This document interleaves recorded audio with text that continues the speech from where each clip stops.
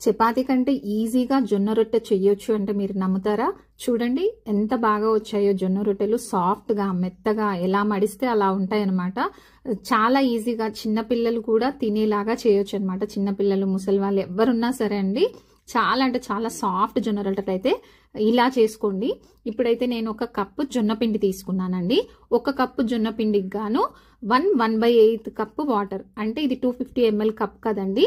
250 ml water plus 30 ml water అనమాట. 1/8 అంటే 30 ml అనమాట. ఈ విధంగా అయితే వాటర్ తీసుకొని రుచికి సరిపడా సాల్ట్ వేసేసి నీళ్లు స్టవ్ మీద పెట్టేసి బాగా మరగాలండి.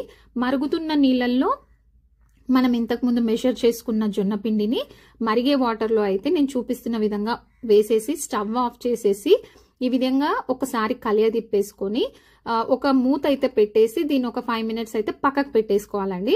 తర్వాతకి ఏంటంటే ఈ పిండికి మనకు జస్ట్ చపాతీ పిండి లాగా, గోధుమ పిండి లాగా అయిపోతుంది అనమాట. అంటే జిగుట బాగా ఫామ్ అవుతుంది అనమాట.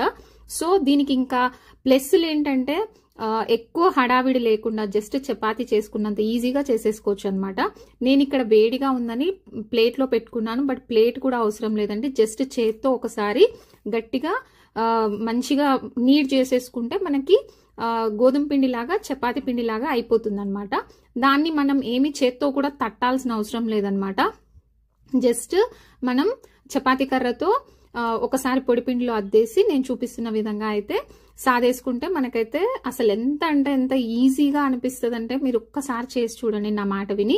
ఇంకొక విషయం ఏంటి అంటే దీనికి తడి కూడా పెట్టాల్సిన అవసరం లేదండి. జనరల్ గా మనం జొన్న రొట్టె చేస్తే తడి పెడుతుంటాము, అంటే ఆ పొడిపిండి అనేది దాని మీదే ఉంటే ఎక్కువ ఉంటుంది అని చెప్పేసి తడి బట్టతో తుడుస్తుంటాం కదా, అలా కూడా అవసరం లేదు.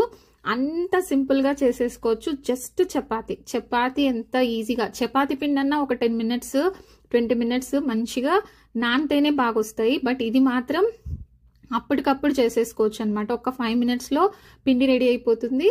సాఫ్ట్ జొన్న రొట్టెలు అయితే రెడీ అయిపోతాయి. ప్రతి రొట్టె కూడా మనకి పుల్క లాగా పొంగిపోతుంది అనమాట. చూపిస్తున్నాను చూడండి. అసలు చేత్తోనే తీసివేయొచ్చు చపాతీ లాగానే. నేను స్టార్టింగ్ లో అయితే చాలా ఇబ్బంది పడేదాన్ని. ఏదన్నా పేపర్ కానీ రొట్టె రేక్ అని ఉంటది అనమాట, ఆ రేకు మీదకి తీసుకొని మరీ వేసేదాన్ని. రొట్టె వేయడం రాకపోయేది నాకు. బట్ ఇలా చేస్తే మాత్రం చిన్నపిల్లలు కూడా చేసేసుకోవచ్చు అండి. చూడండి ఎంత బాగా పొంగుతుందో పుల్కాలాగా. అసలైతే టేస్ట్ కూడా అంతే బాగుంటుంది. మీరు మార్నింగ్ చేసుకొని ఈవినింగ్ అయినా తినొచ్చు. ఇంకొక టిప్ ఏంటంటే ఇవి చేస్తే చాలా అంటే చాలా పని తగ్గుద్దండి. పని ఎలా తగ్గుద్దంటే కర్రీస్ అయిపోతాయి కదా, లంచ్కి, డిన్నర్కి అన్నిటికీ పనికొస్తాయి. ఒకసారి ట్రై